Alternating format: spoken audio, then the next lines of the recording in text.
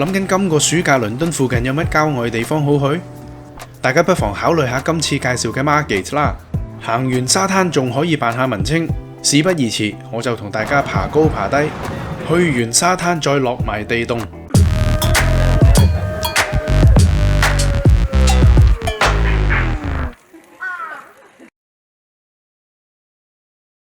上一集已經帶大家去過位於 Kent 嘅 Brockdale Farm， 今次唔爭再向東去埋位於海邊嘅 Margate。呢個灘可以話歷史悠久，早喺1086年應征服者威廉要求寫嘅《末日審判書》入面，英格蘭同埋威爾斯部分嘅勘測手稿入邊已經有記載。由於呢度水清沙幼，第二次世界大戰發生之前對上嗰250年左右， Margate 曾經係倫敦人熱門嘅度假勝地之一。不過戰後喺60年代左右，呢度治安開始變得麻麻地，直至到千禧年之後，市政府先至着手重振呢一度嘅經濟同埋旅遊業。講返呢個沙灘，大家有冇留意到中間有一個泳池？呢度潮退嘅時候，啲水係往往會向後退成幾百尺以上。呢類 tidal pool 嘅作用就係平時收集海水，等潮退嘅時候有足夠嘅水俾人游水。肯特郡嘅沿岸附近都有另外幾個類似嘅水池㗎。不過唔識游水唔緊要，可以喺呢間桑拿店露天浸完水桶再去焗下。山長水遠嚟到遇啱肚餓唔使怕，沙灘側邊已經有個露天 food court， 而呢間巴士 cafe 就相當之受歡迎。雖然佢只係 serve all day breakfast 同埋三文治之類，但如果你冇預先訂位，分分鐘要等成9個字先有台㗎。頭先有略提過市政府企圖振興呢度經濟，不過沙灘呢邊嘅戲院已經一早執咗笠。而呢度一路掃落去嘅鋪頭唔係賭場就係十室九空，連 Town Centre 呢個位置都係咁上下，唔知佢哋有冇執笠關注組呢？不過都係講返食嘢最實際，喺沙灘嘅另外一邊有呢一間小食店，佢嘅炸魚薯條唔會差得過你喺酒吧入面食嗰啲㗎。想再睇下先決定食乜，咁不妨過埋對面馬路嘅 Old Kent Market 睇睇。呢度本身係一間迷你嘅 food court。我估點都有樣嘢啱你食嘅，不過我仍然諗唔明架雙層巴士點樣可以入到嚟。呢度樓上就有賣飾物、時裝同埋滑水嘢嘅小店。我哋繼續向住沙灘嘅東面進發，參觀我哋頭2個嘅目標先。不過佢哋嘅位置所在嘅盡頭就係本市最出名嘅 Harbour Arm。呢個係一個非一般嘅避風塘防波堤。佢中間位置就有間由本地藝術家開嘅畫廊，佢哋絕對歡迎你入去參觀之餘，睇啱仲可以喺呢度幫襯買賣㗎。再向盡頭行多2步就有間有 live band 嘅酒吧添。想靜靜睇風景嘅話，行到呢度盡頭仲可以細心睇下 Margate 海灘嘅風景。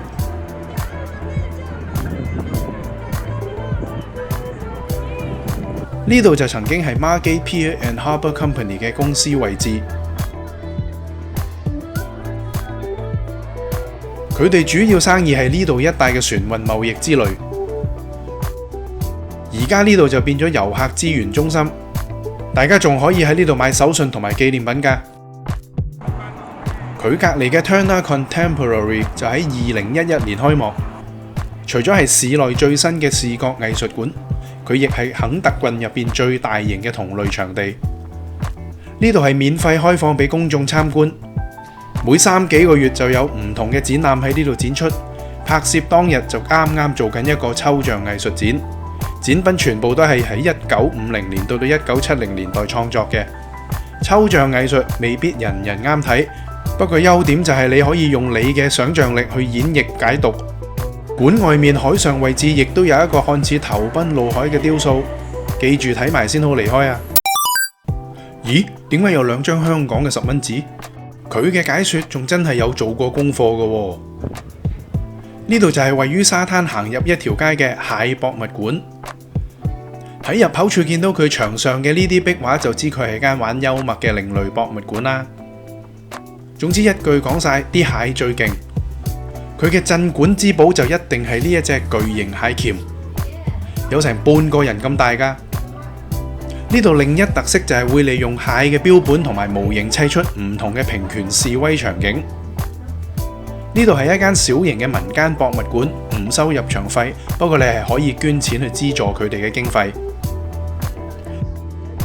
離開蟹博物館行多6分鐘左右，就會行到去市內另外一個嘅景點 Margate Caves。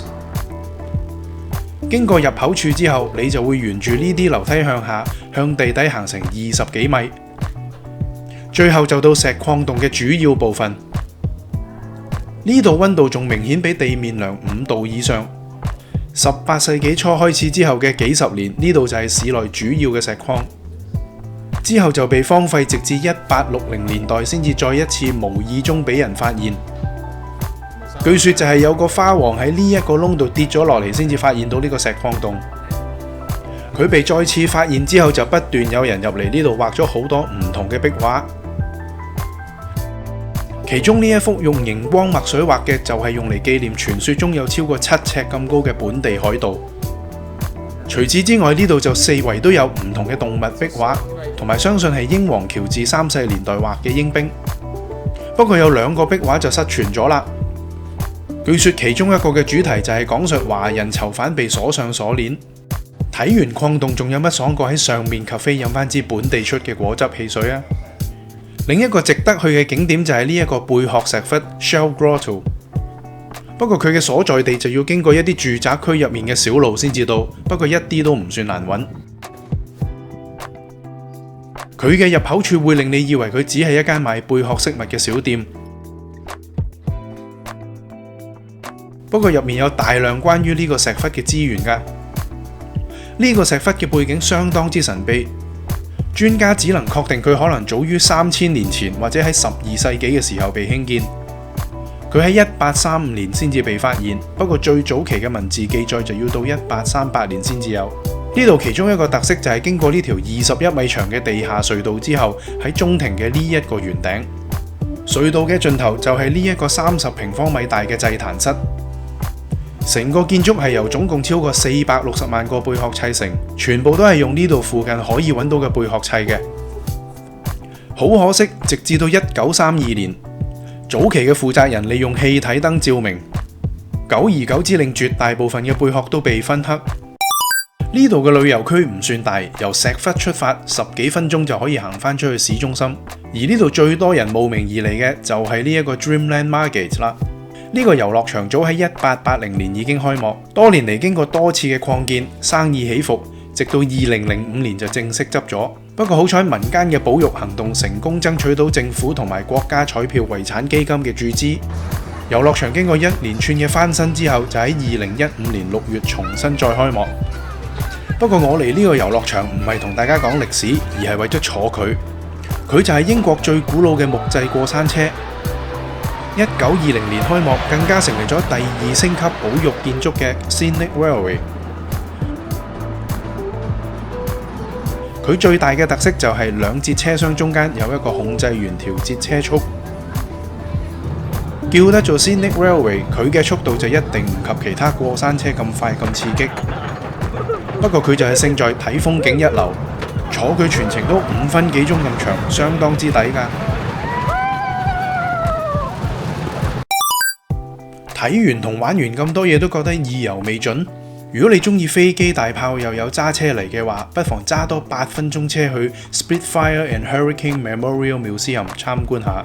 呢度曾經係皇家空軍嘅基地，而家就係2個軍事博物館嘅館址。一入到 Spitfire and Hurricane 呢一邊，大家就會見到呢一架1944年出廠嘅 Hurricane。Hawker 公司喺1937至1944年之間一共生產咗14000架 Hurricane。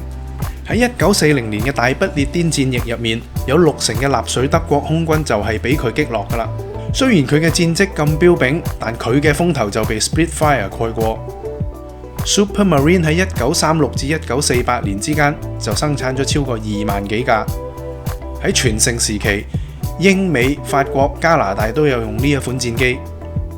喺博物館呢架編號 TB752 曾經擊落過4架納粹空軍嘅戰機㗎。我都幾肯定呢2架係世界上保存得最好嘅其中2架同類型戰機。除咗呢2架戰機，呢度都有好多其他值得參觀嘅展品㗎。有機會嘅話，我都建議大家嚟睇下。喺倫敦 Victoria 出發，火車車程大約2個鐘左右就直達 Margate。